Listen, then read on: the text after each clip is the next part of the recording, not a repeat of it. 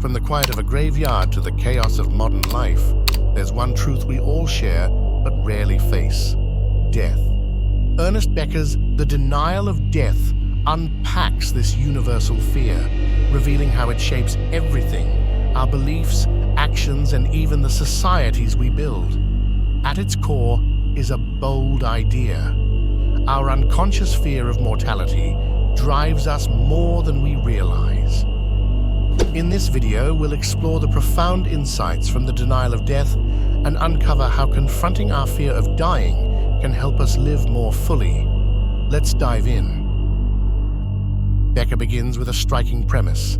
Unlike animals, humans are aware of their mortality. We know that one day we will die. This awareness terrifies us and creates a psychological paradox. We are both physical beings destined to decay and symbolic beings capable of infinite dreams. These two realities clash, and the result is existential anxiety. To manage this anxiety, humans create what Becker calls hero systems.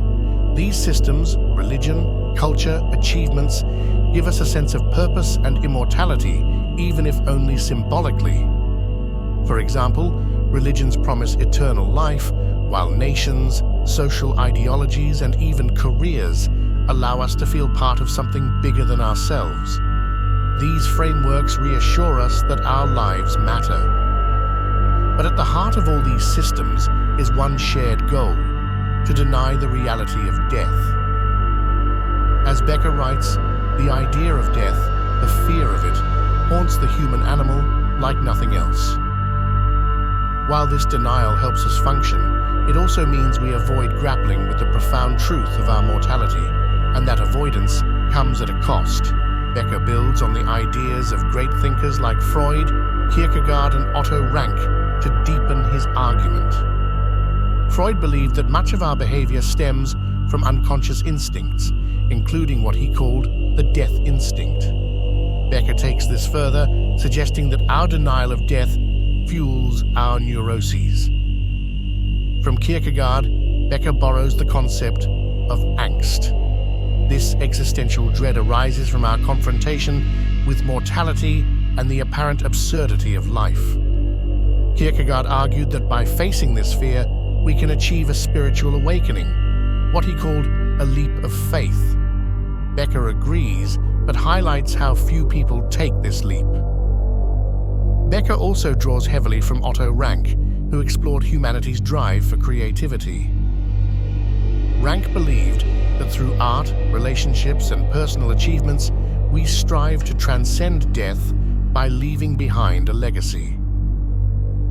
These thinkers shaped Becker's understanding of humanity's greatest paradox: the drive to live meaningfully while knowing we will one day die.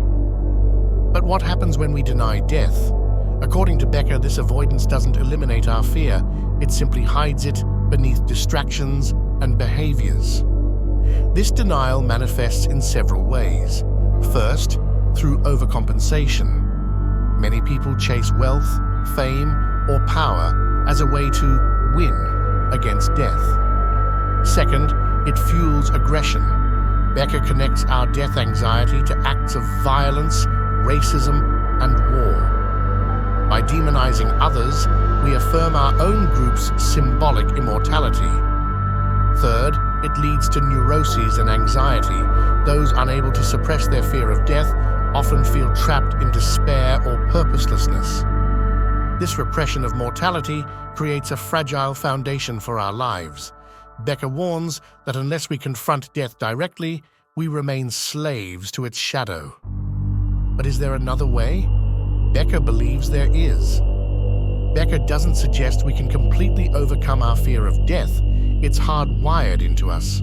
Instead, he encourages us to face it honestly. By acknowledging mortality, we can live more authentic and courageous lives. This involves shifting from literal immortality, like an afterlife, to symbolic immortality, leaving a legacy through our actions and values.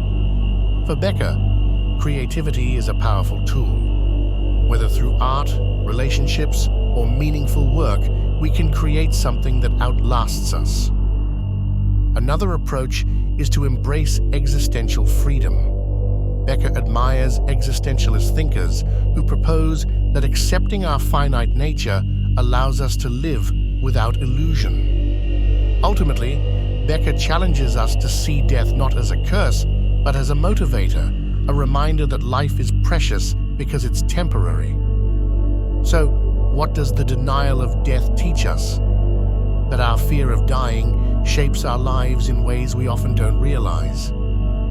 It's not about conquering this fear, but about understanding it, acknowledging its presence, while choosing to live fully and authentically.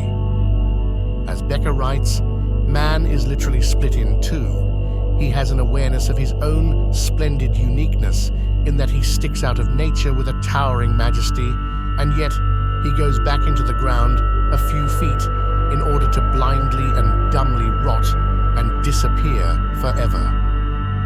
What would you do differently if you truly accepted your mortality? Thank you for exploring the denial of death. If this resonated with you, like, share, and subscribe for more reflections on life's deepest questions.